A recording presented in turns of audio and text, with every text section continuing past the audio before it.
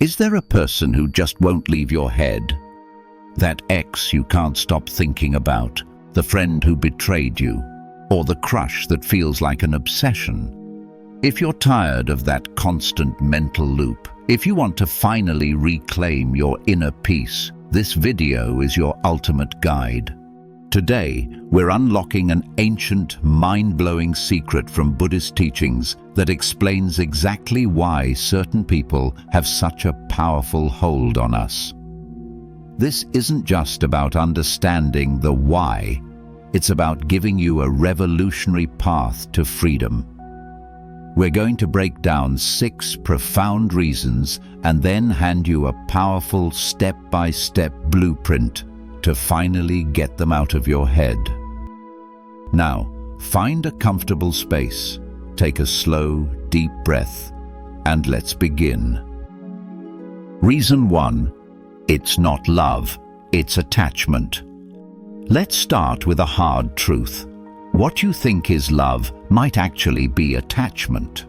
Often, when a person occupies our thoughts ceaselessly, we label it as love. We think, I must love them so much, or I miss them with every fiber of my being. But the ancient sages of Zen Buddhism guide us to look deeper, to discern the subtle but powerful difference between love and its turbulent cousin, attachment. True love brings serenity, but attachment creates turmoil.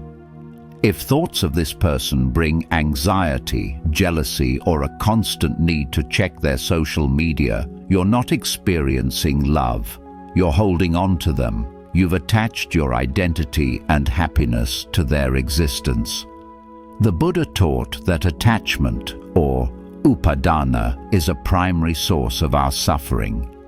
You are not thinking of them because of the purity of your connection, but because your mind has created an energetic tether, attaching your own sense of self-worth, happiness, or security to their presence, their validation, or even the memory of what they once represented. Notice the undercurrent of your thoughts. Is there a feeling of, I need them to come back. I need them to apologize. I need to know they miss me too. This is the signature of attachment. A Zen master once compared this to holding a beautiful bird in your hand. Love allows the bird to rest on your open palm, free to fly away at any moment, and you can appreciate its beauty without possessing it. Attachment is the clenched fist that cages the bird, crushing its spirit and bringing pain to both it and the hand that holds it. If this person's presence in your mind feels like a cage, you are likely dealing with the profound lesson of attachment. The path to freedom begins with recognizing this tether for what it is. Reason 2. The soul's mirror of the shadow self. The wise teacher Carl Jung spoke of the shadow, those parts of ourselves that we find unacceptable and therefore repress into the darkness of our unconscious mind. Long before Jung, Zen masters understood this same principle. They taught that the world, and especially the people in it, acts as a mirror, reflecting back to us the entirety of who we are, not just the parts we like, but the parts we deny.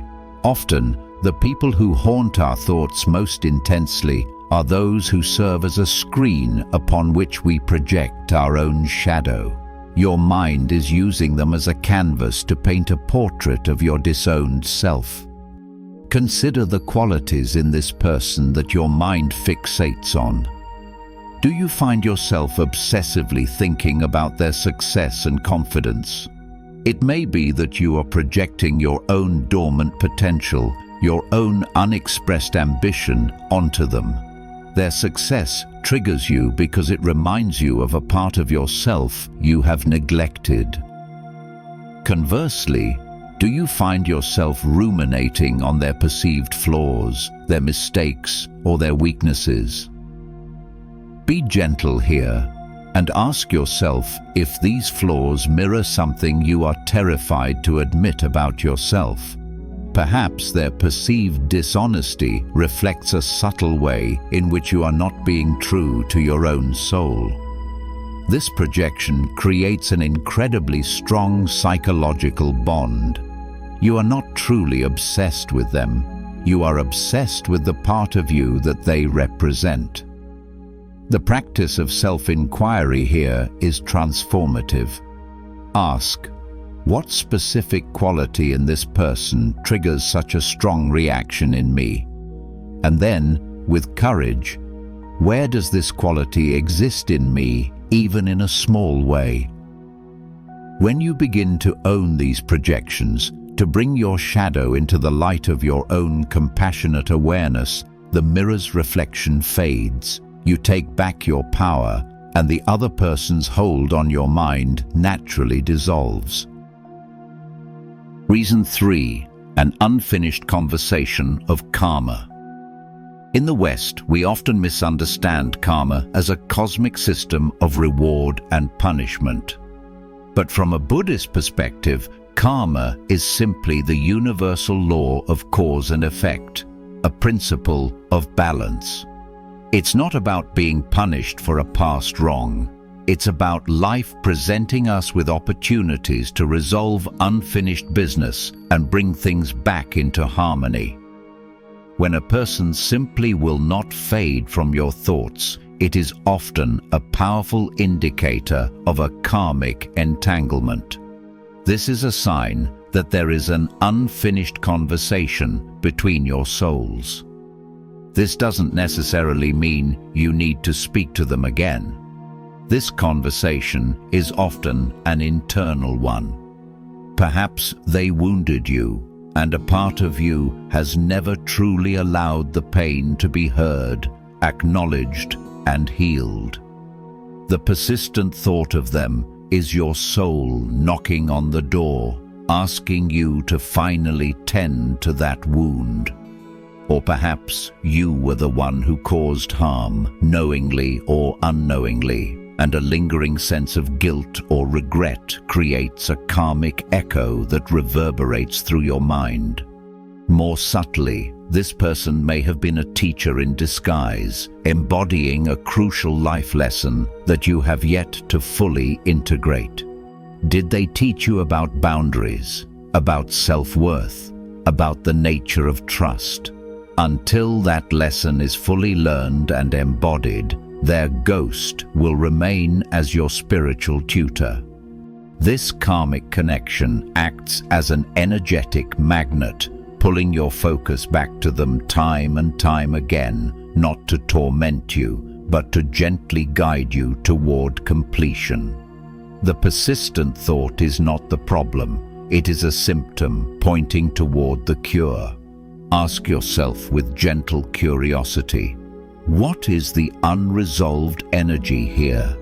What conversation needs to be completed within my own heart? Reason 4. The grand illusion of permanence. The Buddha's teaching of anicca, or impermanence, is a cornerstone of wisdom. It states that everything in existence is in a constant state of flux. The seasons change, our bodies age, mountains rise and fall, and empires turn to dust. This law applies equally to our inner world. Our emotions, our moods, and our thoughts are not solid, static entities. They are transient, like weather patterns. Yet, when we are caught in the grip of thinking about someone, we fall prey to the grand illusion of permanence. We believe that the intense pain of the heartbreak will last forever. We are convinced that the burning anger will never cool. We feel certain that the profound sense of longing will define the rest of our days. This belief in the permanence of our mental state is like being in a powerful storm and believing the sky will be dark forever. By convincing ourselves that these thoughts and feelings are a permanent fixture of our being, we give them immense power and solidity, We inadvertently build a prison for ourselves out of the belief that there is no escape.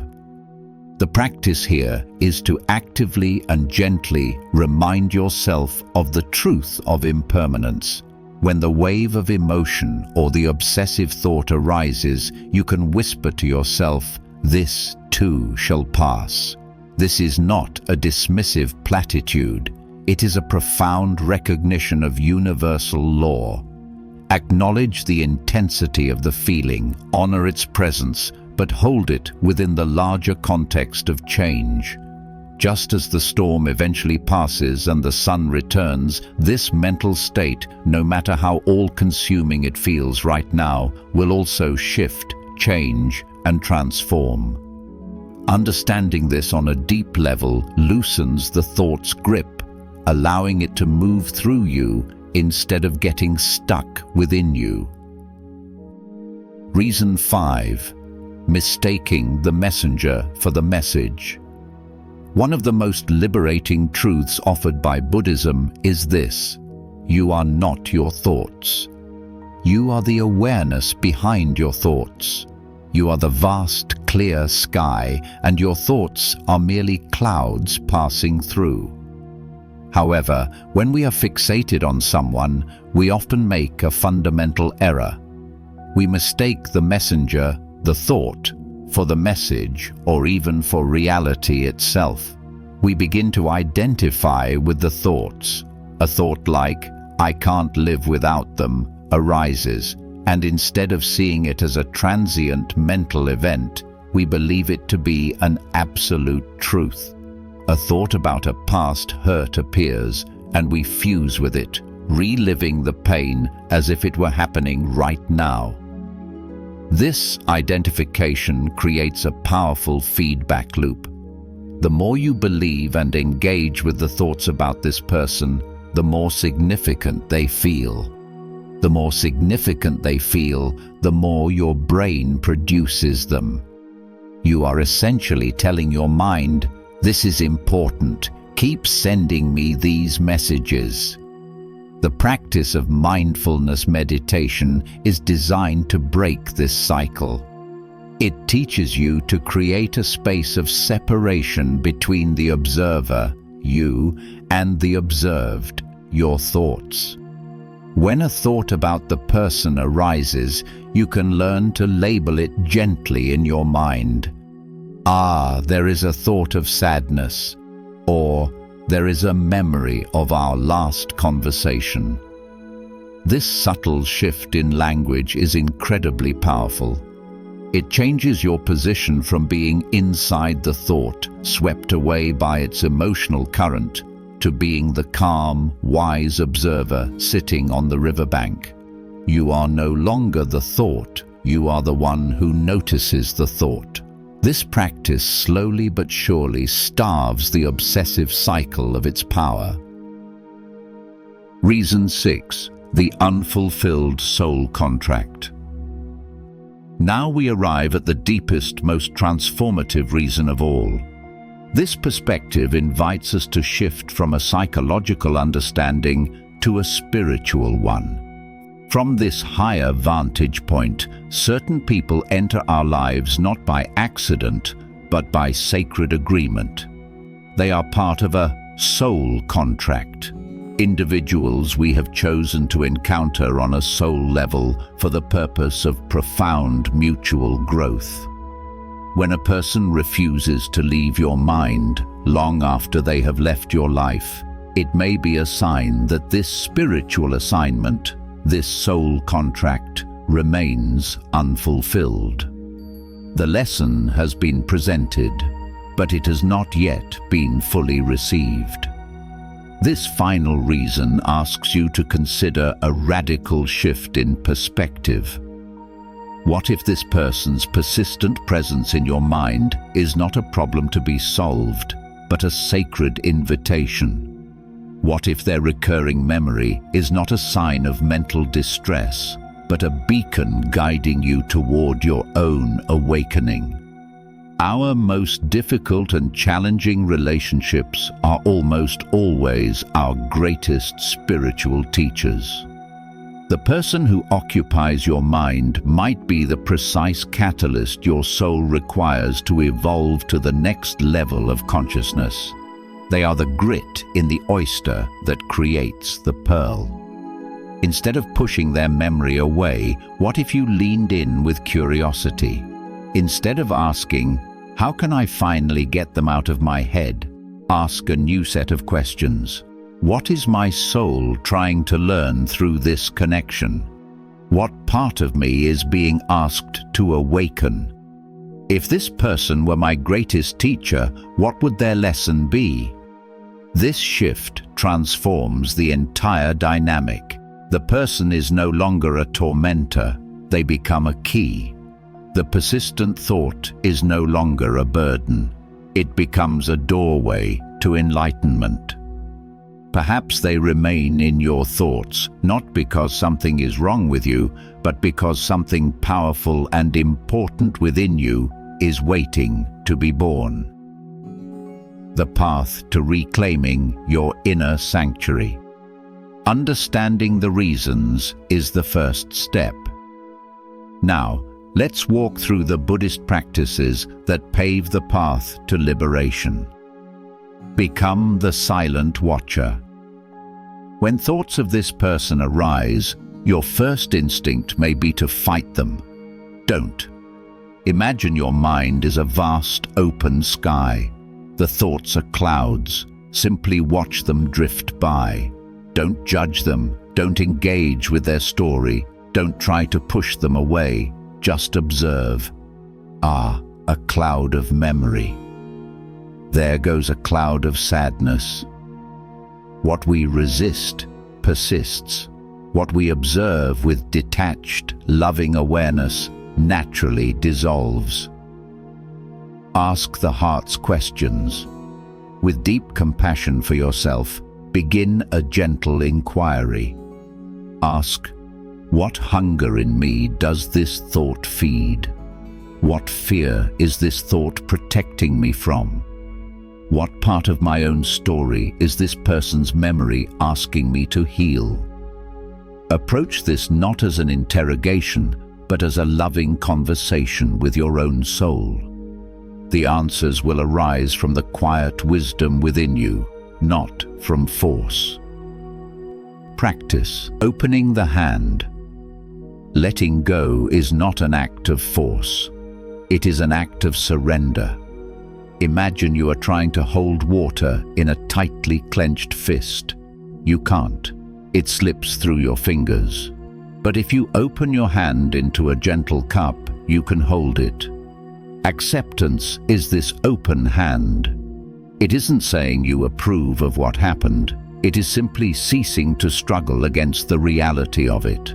Accept that the thoughts are there. Accept that the feelings are there. In this spaciousness of acceptance, your grip naturally loosens. The sacred pivot. Use the thought itself as a trigger for mindfulness. Every time this person enters your mind, let it be your bell of mindfulness, a sacred reminder to return to the present moment. Create a small physical anchor. For example, every time they come to mind, consciously take one deep breath and feel your feet firmly planted on the earth, or touch your thumb to your index finger. You are using the old pattern to create a new, healthy one. The thought that was once a hook pulling you into the past now becomes an anchor grounding you in the now. Apply the healing balm of metta. Metta, or loving kindness meditation, is a powerful antidote to obsession and resentment. Sit quietly and generate feelings of warmth and kindness. First, for yourself. May I be happy. May I be peaceful. May I be free from suffering. Then, when you feel ready, extend this same wish to the person in your thoughts. May you be happy. May you be peaceful. May you be free from suffering. This is not about condoning their behavior. It is about freeing yourself from the toxic energy of bitterness or attachment. It rewires the energetic connection from one of pain to one of peace. And so we see that the reasons someone occupies our mind are never simple. Whether it's the tangled chains of attachment, the profound mirror of your shadow self, or the sacred call of an unfulfilled soul contract, the path to freedom begins with understanding. These 6 insights are your keys. You now hold the power to stop fighting the waves and instead learn to navigate the beautiful, vast ocean of your own consciousness. You can finally let go. If this journey brought you clarity, please support our mission by liking this video and subscribing for more deep dives into spiritual growth and inner peace. Share this with someone you feel might need it. Comment below, which of the 6 reasons was your biggest aha moment? Until next time, continue to tend to your sacred inner garden. Peace be with you.